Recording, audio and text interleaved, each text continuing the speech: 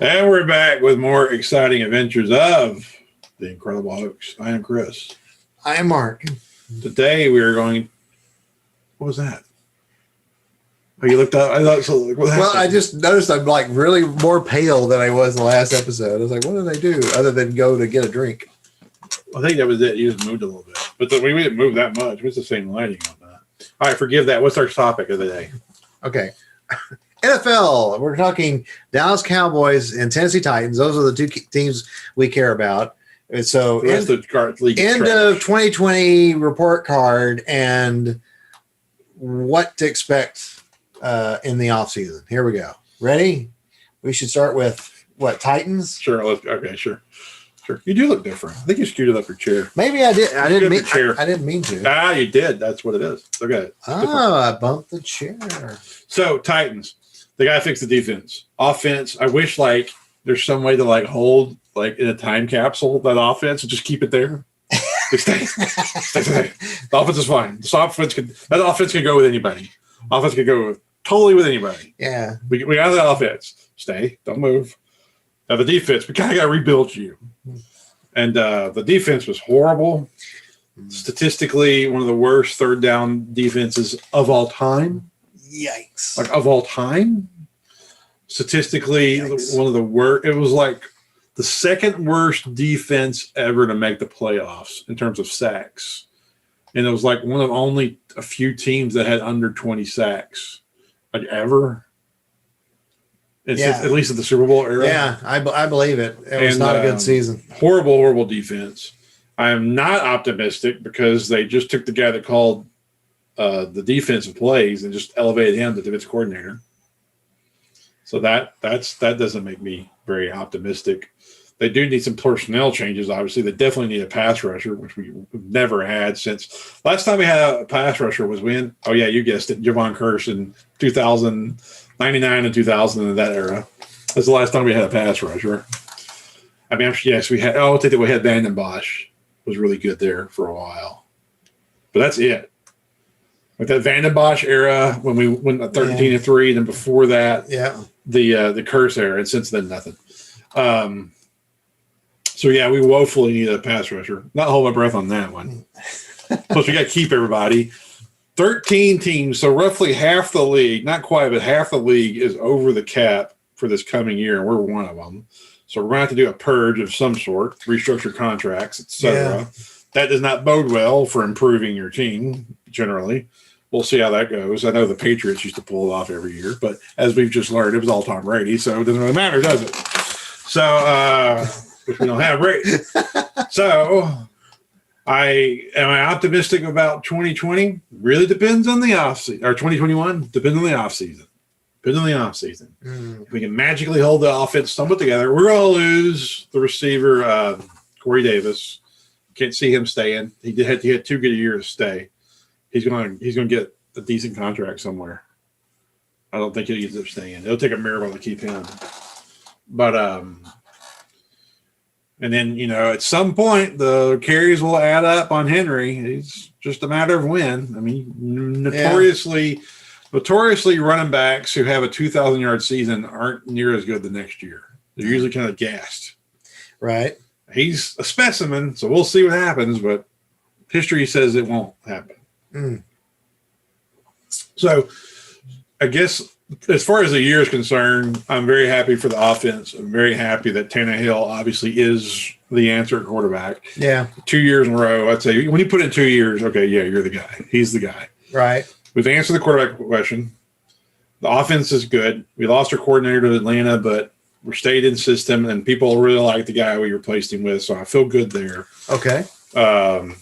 Then the defense totally depends on personnel because obviously they're going to change the coaching staff. So we got to come up with some players. I don't know how we're going to do it because cap hell. So yay 2021. Yay. So I hope that wasn't the end of our window this past year. There's my Titans. We were 11-5. We won the division. So in that terms, I was happy, but I knew we were going to lose that playoff game. You can't have a defense that bad and win the playoffs. And sure enough, we didn't. So I knew that was happening. I wasn't even mad when we lost. I was just like, yep, it figures. So that's my Titans report. Well, on offense, I just feel like you mentioned about window.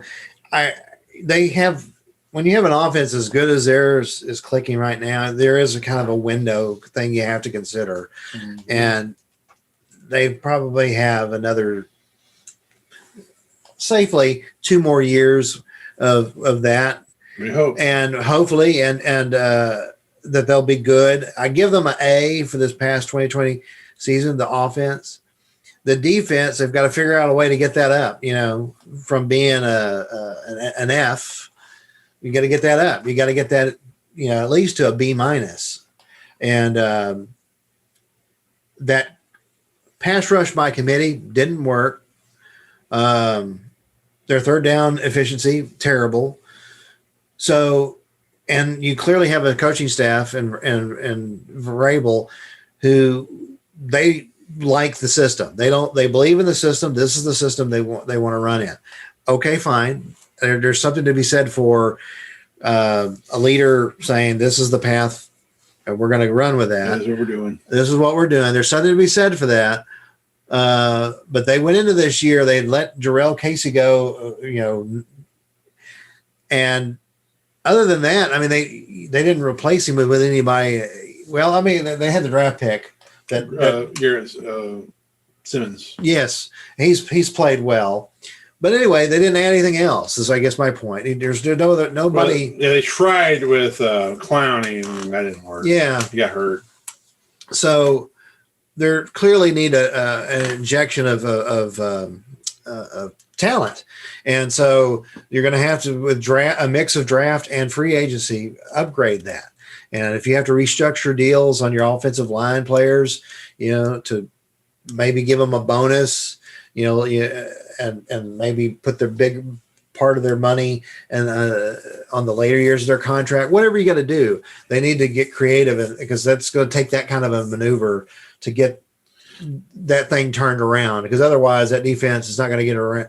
It's not going to get better in one season. But if you want a quicker turnaround, they're going to have to use all that draft picks, free agency, and restructuring deals to get there.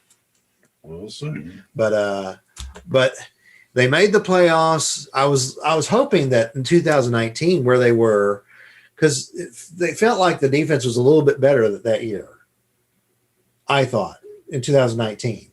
Oh yeah, because we had Dean Pease. We had a real defensive coordinator. Yeah, Dean Pease retired, and you got the shit show he had last year. Well, I thought past season. Yeah. I thought they were adequate that year, and if we have the 2019 defense with the 2020 offense, I think we're contending, man. Yeah. Well, so if I can find a way to get back to that. Hopefully one season removed from that means we're not maybe as far as we think. Hopefully is what that means. Mm-hmm. So I know there's a lot of ifs and hypothetical there, but yeah, overall you can't be totally down on the season because we did make the playoffs, but there's a whole lot of room for improvement on that defense. So hopefully they'll lift up the hood and get to work. So. Yeah, I mean, hopefully, and I have confidence in John Robinson. He's made fairly smart moves this whole time. I mean, they went from crap to having a winning year ever since he's been here. Yeah. So I have, I don't want to say faith. It sounds like a dumb term. I mean, I think he can do the job. I think he can handle this cap issue. I mean, in all fairness, I mean, you had the Patriots every year with some kind of cap issue. They'd work their way through it, and then they would, contend. And yet they're not the only one. Ravens, a bunch of teams have had cap issues, and they make their through it. So I'm not overly worried about that. I'm very worried about promoting a guy that sucked as your defensive coordinator. I mean, that's, I think, a legit concern. I'd like to have that explained to me, to be honest with you. And I know that Rabel's that guy that doesn't want to explain himself, but okay, well, I mean, we're your fans and we pay the bill, so give us a little something. Right. I mean, come on, man. Give me something. Yeah. And I guess the biggest problem I have is, and we'll move on to the Cowboys, after this. I don't see a defensive identity at all. I mean, the offense definitely has an identity. It's they have a good identity. It's the run, play action pass. Right. They got big, strong receivers. They got two beasts out there at receiver, and they got really good tight ends. So, I mean, offense is an identity. The offense is a definitive identity. Right. They're big and powerful. Defense, I don't know what the hell it is. I couldn't tell you. Not a clue. Yeah. No monster of the Midway, that's for sure. Well, it feels like that's a work in progress, which is disappointing because, like I said, in 2019 they were adequate, and then 2020 totally went the wrong way. So Cowboys. Anyway, Dallas Cowboys. 2020 Dallas Cowboys. First year of Coach McCarthy. Give him a grade before you start. I want to hear a grade for McCarthy. A, B, C, D, F, etc. C minus. Okay, now you can go ahead. I want to hear that. C minus. Close to a D plus. Okay. Because he, some of his in-game decisions he made were just. These were like those kind of goofy decisions that we were fussing about Jason Garrett making, going for fourth down and weird moments. Yeah. That fake punt in a game when we were only down by 3 points. It was third quarter. Early third quarter. We had plenty of time left to go in that game, and he called that weird fake punt. And we're in the opponent's red zone when we do this. Like, there was no reason for that. Yeah. And he goes. His explanation was something like, "Well, the book tells you this is when you do a fake punt," and I'm like, "Well, dude, what book are you looking at? Common sense tells you don't do that." Like analytics things he's talking about. Yeah, I'm assuming he's talking about these books of estimates and analytics and all that. Mm-hmm. Burn that book, McCarthy. Burn the book, please.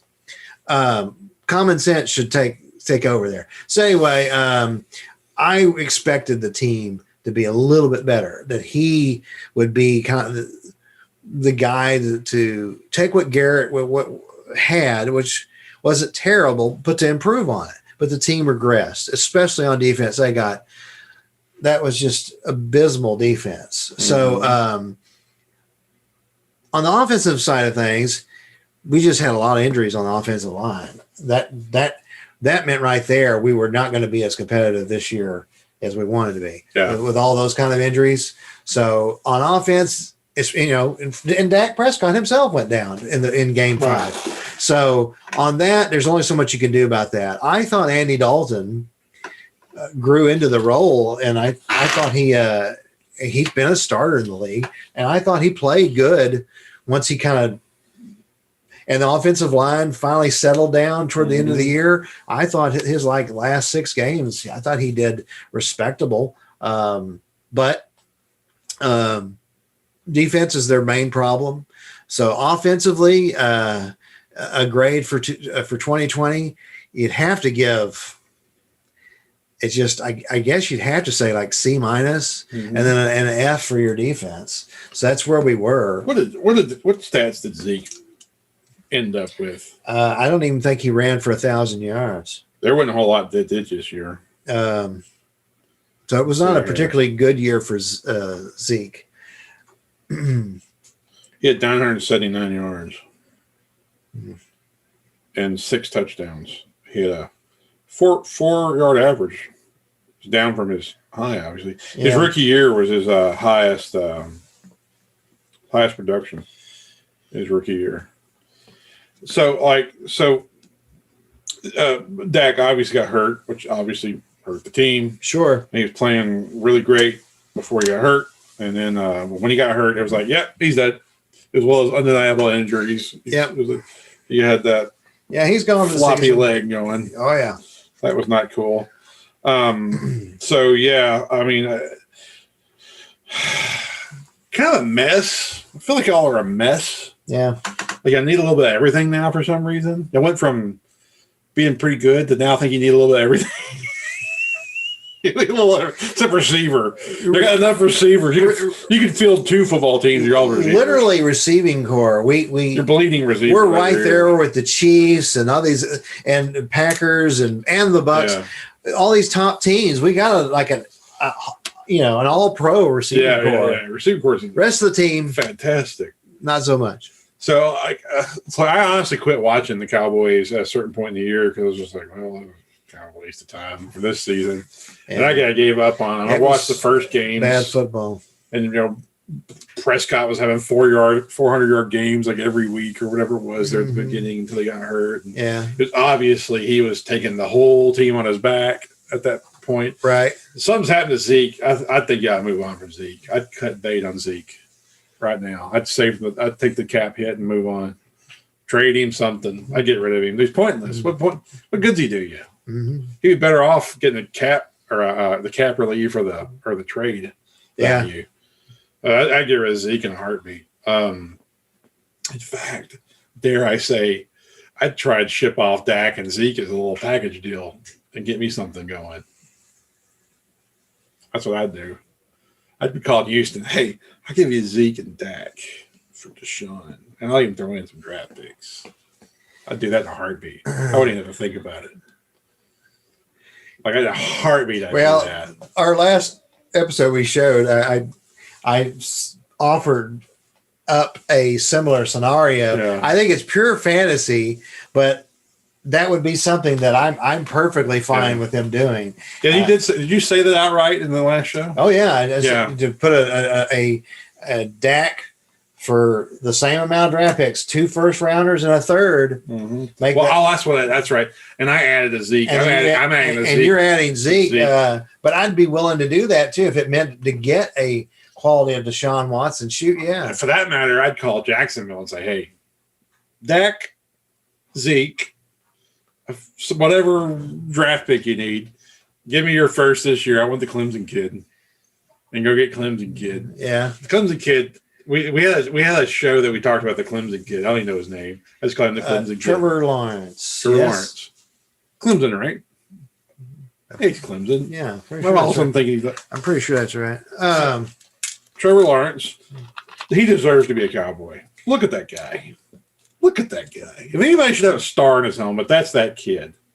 I mean, he's overly religious. If you do that, you're starting over a bit, but not that much. Not that much. I'd be willing to do it because you still have. Look at Herbert. Our offensive line players that are coming back next year. So you're still going to have a good offensive line. Our receiving core is the envy of the league, and Tony Pollard is still a very effective running back. So it's going to be a good situation for a rookie. Yeah, I mean, think about it. McCarthy gets somebody to start over with. I mean, he's the one that got Rodgers to bloom at first. Sure. You got hopefully that wasn't all Rodgers and there was some McCarthy in there, but as we've learned with Brady, it's more the player than the coach than we realized. But yeah, you take that kid, you put a star in his helmet. I mean, he's overly religious, so Texas is going to eat that up. I mean, he's going to be. You couldn't sell enough jerseys. Oh my! They'd be printing them in the parking lot trying to sell jerseys to meet the demand for that kid. So you get that going for you. I'd go all out to get me Trevor Lawrence in Dallas. All out. I wouldn't give a crap to call the rebuild or not. Herbert in San Diego. I mean, that kid's good out of the box. I mean, he wouldn't be the first rookie to do really good. Yeah. He's got all the making. I mean, the kid in Cincinnati was doing pretty good till he got hurt. Sure, he was. Joe Burrow, yeah. Yeah, so, I mean, it's not unheard of to have a rookie be effective. Deshaun Watson was good as rookie. Yeah. Well, of course, Dak had one of the better rookie seasons we've ever seen in the league. Yeah, they got to 13-3, right? When the year they got 13-3, they lost to Green Bay. Did we do that well? Lost to Green Bay at home. That we did, but I don't remember their season record. But y'all had the number one. Anyway, y'all had the top seed. I thought we were 12-4, but it might have been whatever. 13-3. Point is, you had top seed. Yeah, y'all were top seed, and you lost to I think Green Bay. Oh yeah. Aaron Rodgers, boy, there you go. He's the man. So anyway, if I'm Dallas, man, I'd figure out some way to get out of the Zeke. I don't know. I don't think the Prescott era is not going to be. It's just not going to work. I don't think it's going to work. He's just going to be that guy that's always good. He never gets you there. Well, that's my opinion. Since we kind of segued into the looking forward part of the Cowboys. Well, I mean, let me just offer this about Dak Prescott. Yeah. I think, my 2 cents, I think if the Cowboys were really sold on him, forget all this, whether he's elite or not. Leave that takes the conversation. I hate that conversation. That conversation gets us off the point. If the Cowboys were sold on him as their guy, he would have already been signed. I believe it in all my heart.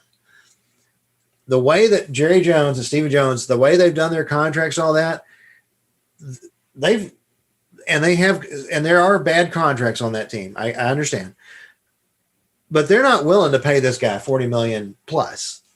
Bottom line, they're clearly not willing to do that. If you know that, you need to. They're like, well, we can get him 1 more year. It's like, guys, if you know you're not going to spend, and you think of him as that much to make that kind of investment, or if you said the way we've done our salary cap, we can't spend that kind of money, then you need to move on. You need to bring somebody in, and you need to move on. So, be quiet 1 second. What if people can hear on the video SpaceX? I wonder if that picks up in the video. I don't know. Because it just ended. It just ended. Yeah, SpaceX just went off. I was just curious if we could pick it up in the video or not. Yeah, for you non-Waco people, we have a SpaceX. It's about 15 miles. 15 minutes that way. That way, yeah. And they test rockets all the time. Yeah, probably a dozen times a week. And yeah. It usually lasts anywhere from 2 to 5 minutes. Anyway. But yeah, I think, and all the reports say that they're way off. Where the Dax people and the Jones family, they're in terms of the getting the contract done, they're not even close. It's like, well, yeah, of course, because he's talking over $40 million. They're like, we'd like to just like get you to sign the $36 million and call it a day. And there's just no way Dak and his people are going to sell over $36 million. It's not going to happen. Well, and since my thing is, well, since you know that, you either then need to trade for Deshaun Watson, who is someone you'll feel justified in paying that kind of money, or you need to just cut bait and then try to move up in the draft and get one of the top, like what you're talking about, moving up in the draft and try to get Trevor Lawrence. They need to go that route. I mean, if I'm Cowboys management, I can't see giving the farm to Dak. There's something, I don't know what it is. I can't explain it. There's just something about him that tells me he ain't ever going to get it done. I can't put my finger on it. I don't know. There's just something about it that tells me he's not going to ever get it done. And I think one of the problems is this demand of recognition of elite. Right. It's like, dude, you got to win a Super Bowl. In my opinion, numbers don't make you elite anymore. A Super Bowl makes you elite. You got to have a Super Bowl win before you can start using the word elite to me. Because numbers are like, the way the NFL is set up now, numbers are just numbers. Yeah. I mean, Tannehill has he had really good numbers last year. He ain't got no ring. You can't call him elite. Because if you just go by numbers, well, then Ryan Tannehill's elite. I don't think anybody would call Ryan Tannehill elite. No, he's solid though. Solid, but yeah, Dak Prescott is solid. Yeah.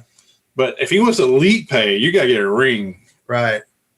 And he ain't got it. So yeah. If he wants to get solid pay, yeah, great. If he wants elite pay, ship him. He ain't worth not signing the rest of your team over. I'd rather have Dalton and the rest of the team together than to sign him and lose the rest of the team. Well, I just think the salary cap reality of the Cowboys, it's their own fault. The way they've signed these several players with these large deals, bad contracts, it's like they can't afford. The numbers aren't there. Right. There's no way they can give one player over $40 million, make that kind of commitment, and take this terrible defense and improve it. Yeah. You just like, no, you're not going to be able to make that jump. I mean, you're talking about somebody who the money you're actually paid him this past season on the franchise tag, and what he wants is $10 million difference. Yeah, I can't do it. You know how many players you can sign for $10 million A lot. that are solid backups, A lot. if nothing else? A lot. You can't justify You'd be it. better off with Dalton and a solid team than Prescott and an team. I would totally be on board with, like, you know what, we're going to go with Andy. And keep the team. And then keep the team and that offense as it is, knowing we're going to get back a lot of, Zach Martin's coming back healthy, all that. You're going to get those guys back. Well, and then the rest of the money you devote to upgrading. You're drafted in the middle of the first, right? And we get a high draft pick. That's right. Middle of the first, right? It's high. It's like, what are we, like, pick 10? Yeah, I think we're pick 10. Draft a quarterback then. The hell with it. Draft a quarterback. Yeah, you could. Yeah, but I'm saying you could still have Dalton there as your your mentor of course, on the cheap. Sure. Yeah, absolutely, 100%. Let's hear Dallas pick. Dallas drafts. I hope I told y'all right. I think it's pick 10. I don't want all-time draft history. Come on, man. Come on, man. 2021. Thank you. Draft order 21. Mock draft. I don't want a mock draft. Why can't they just answer questions very simply? 10th overall pick. You're right. Okay. 10th pick. Another thing. Can we have a whole show about how Google beats her around the bush with some bullshit? It's like they put the auto stuff at the top, and they'll pick some just dumb stuff at the top. Like, hey, the mock draft. Like, I didn't Google a mock draft. I Googled an actual draft pick order. We're trying to sense what you want. No, just give me what I asked for. Stop trying to Yoda just it. Give me what I really want. You know? Come on, dude. Jeez, I'm a Cowboys are my second favorite team. I'm trying to see what time. And I want to see them do well. I've thought for some reason since the Romo and the very first year or so of Dak, I felt since then there's been an identity crisis or something. The same way I feel about Tennessee's defense. I don't feel there's an identity. I think identity is everything for, look at Tampa. I mean, their identity was very, very certain.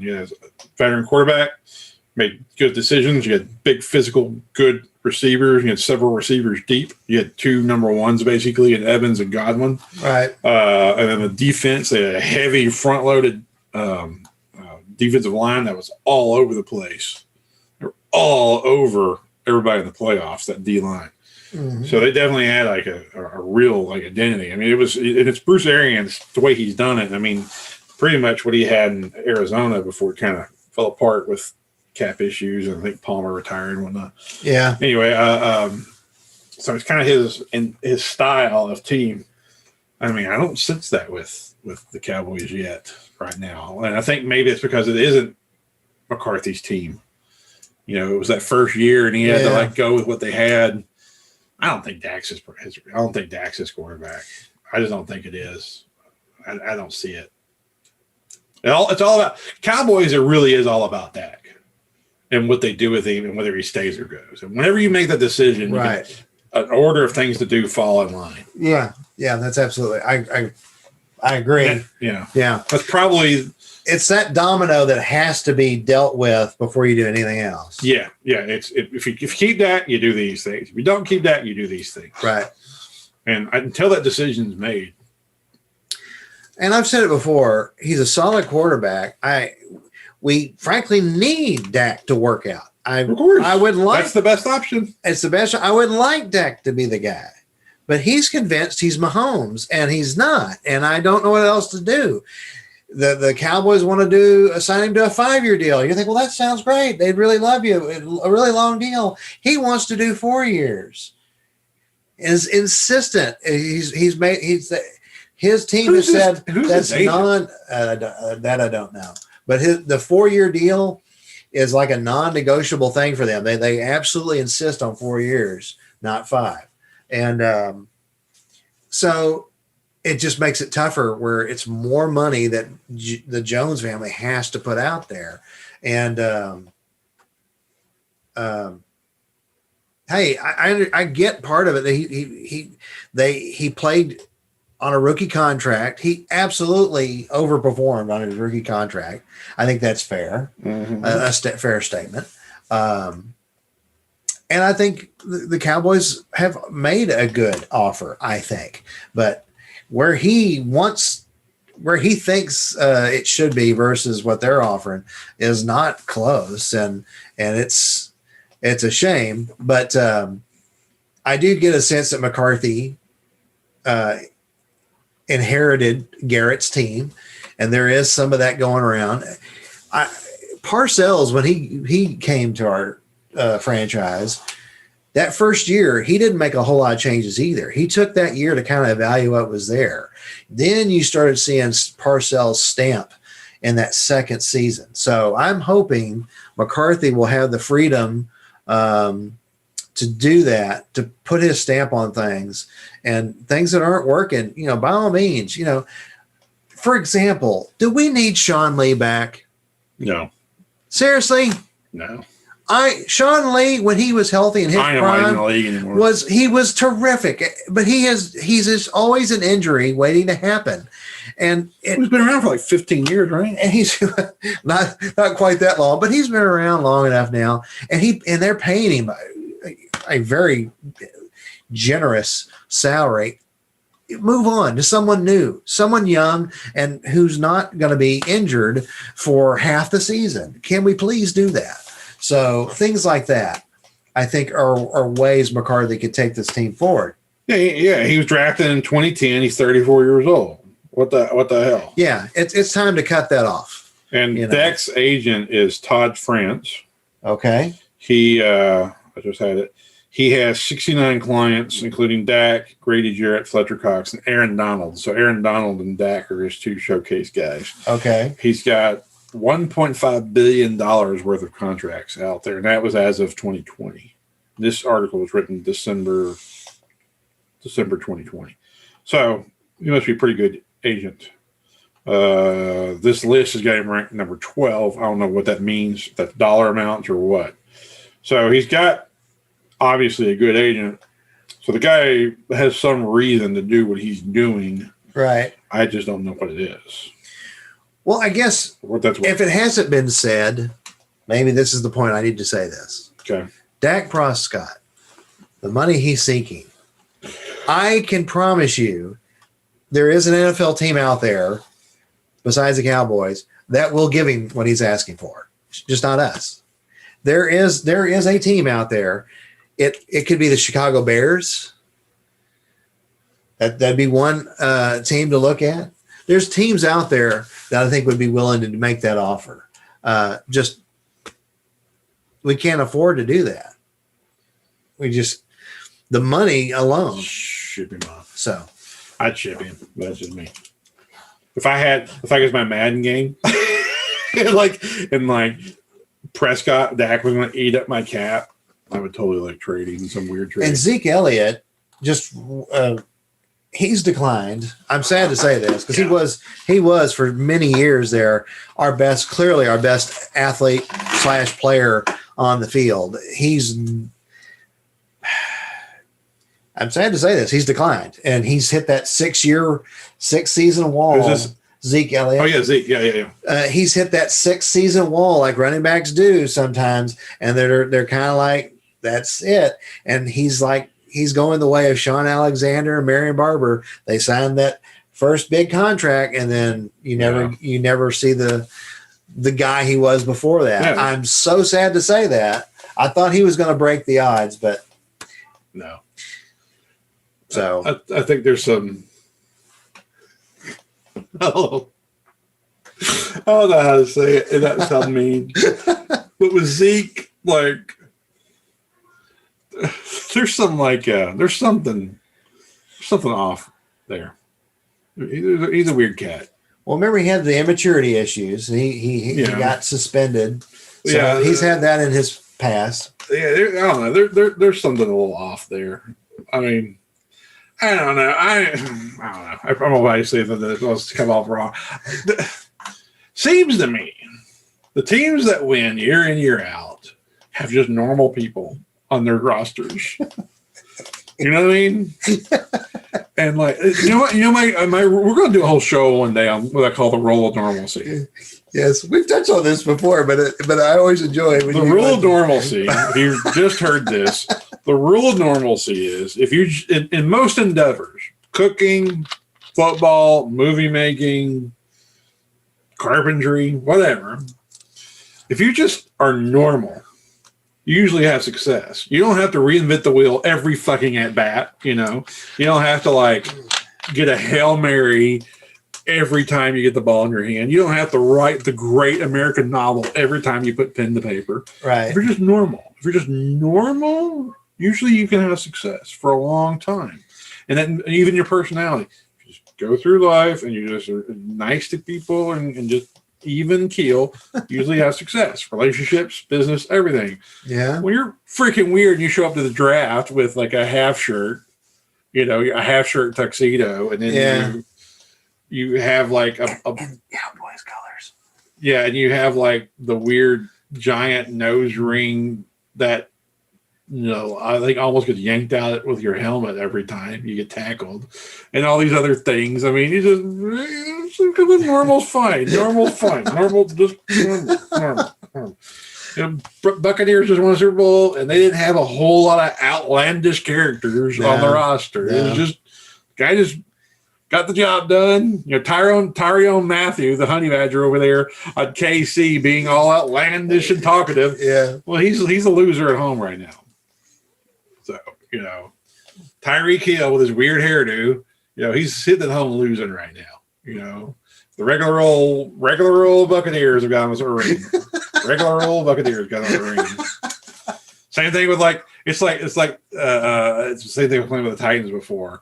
Like with some like Vrabel's play calls. It's like out of nowhere. Like last year, there's a game they lost, and on a third down, they called some weird tackle eligible thing in the middle of the field, and of course it didn't work. The guy dropped the ball, and it was like the pass barely got off, and it was a busted play from the get go. And everybody was like, "You've got Derrick Henry. You needed like 3rd and 1, and this is what you do. This is what you did." Yeah. If you'd just been normal and called Derrick Henry, right, drive continues, probably win the game. Yeah. It's just that kind of rule of normalcy. You ain't gotta reinvent stuff like that. I always say you're Mike Martz in it. Yeah. Mike Martz, if you folks don't remember, was the head coach for the Rams after Dick Vermeil retired. And he had a bit of an ego, and he goes into his Super Bowl with the Rams, and he wanted to prove that he was this passing game coordinating genius, and it wasn't all about Marshall Faulk. And I'm like, no, it's my plans, do the aerial attack. I'm such a genius. Yeah. Would not give the ball to Marshall Faulk, and they proceeded to lose that ball game. Yeah. Like if you just been normal and just handed the ball to Marshall Faulk, they went. But Mike Martz, now you've become a verb. Anytime like someone pulls the same stunt, they outfox themselves. Like, oh, you just pulled a Mike Martz. Mike Martz did. Yeah. Rule of normalcy. Check it out. It never fails. And the thing about the rule, I feel like the Joker. And you know the thing about chaos? It's fair. So I feel like the Joker. You know what it is about the rule of normalcy? It always works. It never fails. It's 100 out of 100. The rule of normalcy never fails. Oh, you want a cheeseburger? Great. Bun, mayonnaise or mustard, meat, cheese, burger. Can't lose. No, let me throw avocado and asparagus and a peach on it with a bun with some weird seed on it. It's going to suck.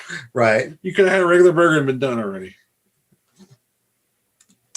Rule of normalcy. And speaking of things that are okay if you just are normal, I do. I like what was that flyover you did there? I did one. I did that. I did. Oh, I thought you did like a. Oh, maybe I did. I don't know. I didn't think I did.